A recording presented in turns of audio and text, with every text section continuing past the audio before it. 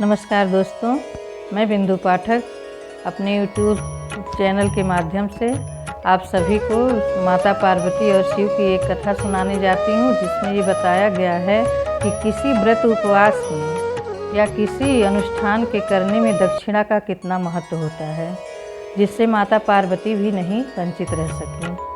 तो सुनिए।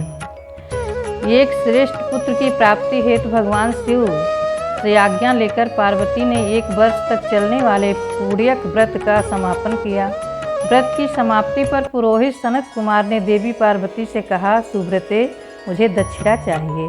पार्वती ने मुँह मांगी दक्षिणा देने का वचन दिया। फिर क्या था, पुरोहित बने सनत कुमार ने अस्वाभाविक दक्षिणा में याचना की, देवी इस व्रत में दक्षिणा स्वरूप मुझे अपने पति को दीजिए। यह सुनते ही देवी पार्वती पर जैसे वज्रपात हुआ। वे व्याकुल होकर विलाप करती हुई मूर्छित हो गईं। पार्वती को मूर्छित देखकर ब्रह्मा, विष्णु और मुनियों को हंसी आ गई।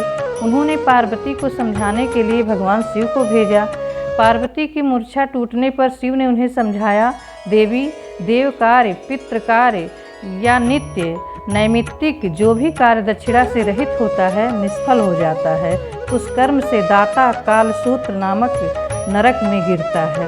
इसके बाद वह दीन होकर शत्रुओं से पीड़ित होता है। ब्राह्मण को संकल्प की हुई दक्षिणा उस समय न देने से वह बढ़कर कई गुनी हो जाती है।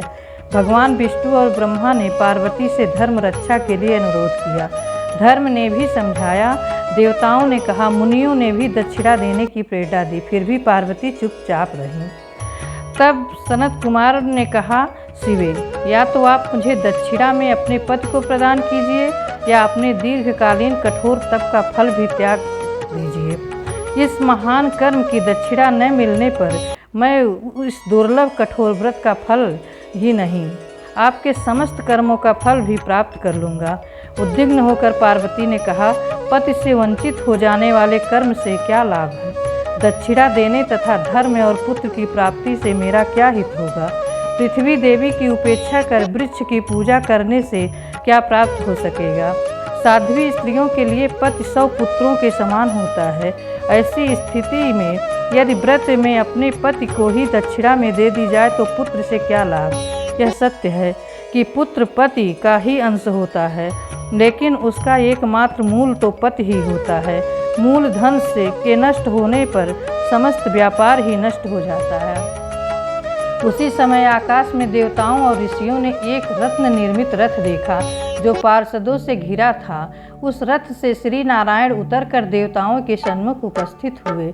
उन श्री नारायण को ब्रह्मा, विष्णु और शिव ने रत्न सिंहासन पर बैठाकर उन्हें प्रणाम किया और हाथ जोड़कर गदगद कंठ से स्तुति की। वहाँ पर सारा वृतांत जानकर श्री नारायण ने कहा, शिव प्रिया, पार्वती का यह व्रत लोक शिक्षा के लिए है, अपने लिए नहीं, क्योंकि ये तो स्वयं समस्त व्रतों एवं तपस्याओं का फल प्रदान करने वाली हैं।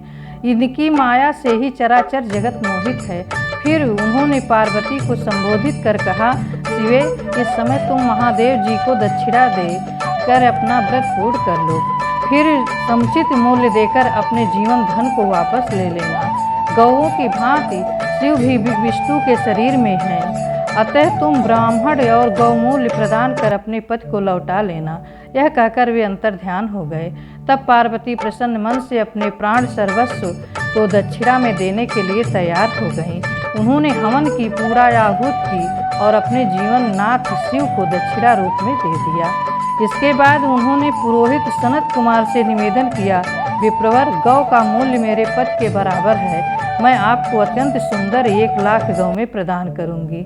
इसके बदले में आप मेरे जीवन सर्वस्व को लौटा दें। प्राणनाथ के मिल जाने पर मैं पुनः ब्राह्मणों को विपुल दक्षिणाएं प्रदान करूंगी। तब सनत कुमार ने पार्वती से कहा, देवी, मैं ब्राह्मण हूँ, मैं 1 लाख गौवें लेकर क्या करूँगा? इस दुर्लभ रत्न के सामने 1 लाख गौओं की क्या तुलना? मैं इन्हें साथ में लेकर त्रिलोक में भ्रमण करूँगा। उस समय समस्त बालक इन्हें देखकर प्रसन्नतापूर्वक ताली बजा बजा कर अट्टहास करेंगे। कहने के साथ ही सनत कुमार ने भगवान शिव को अपने पास बैठा लिया। यह सुनकर पार्वती जलहीन मछली की भांति छटपटाने लगी।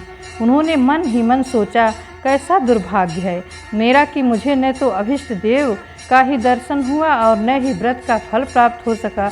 अधीर होकर वे अपने प्राण त्यागने के लिए प्रस्तुत हो गए। अकस्मात उसी समय आकाश में तेज समूह प्रकट हुआ।